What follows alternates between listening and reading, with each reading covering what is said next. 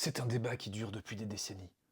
Est-il vraiment interdit de dire non en éducation bienveillante? Eh bien évidemment que non, je viens de le dire non à un enfant, c'est s'affirmer, c'est pouvoir justement lui expliquer où sont nos limites. On va dire non et on va accueillir la frustration de l'enfant, mais nous allons rester fermes. Nous allons dire non et rester sur ce non, et lui expliquer pourquoi c'est non. D'ailleurs, nous allons aussi accepter ces non à lui, c'est un autre débat, nous allons faire une autre vidéo sur le sujet. Revenons sur ce non. Donc le non, évidemment, n'est pas une violence. Le non est autorisé et le non est une manière de nous affirmer, je répète. Et l'enfant a besoin de comprendre comment s'affirmer, parce que lui aussi va avoir besoin de dire non dans sa vie pour affirmer et pour pouvoir faire respecter ses limites. Donc le non, c'est ok. En revanche, il se peut que le non ne soit pas idéal dans toutes les situations. Par exemple, on va dire non à un enfant quand on n'est pas d'accord, on va dire non lorsqu'il nous propose quelque chose. Mais est-ce qu'on doit dire non quand nous voulons qu'il arrête un geste? Est-ce que par hasard il n'existerait pas une autre formulation plus judicieuse pour que l'enfant comprenne mieux le message que nous allons lui transmettre?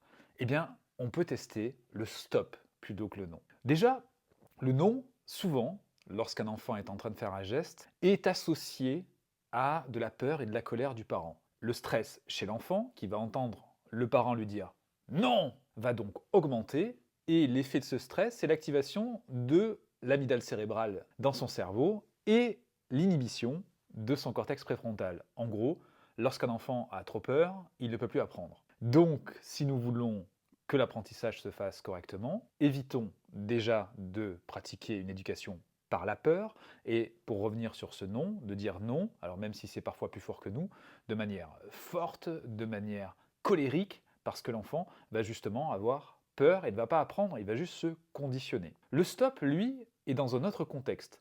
Le stop, c'est ce stop qu'on retrouve notamment sur la route. Quand on doit s'arrêter, on a un panneau stop et pas un panneau non, parce qu'on va stopper un mouvement.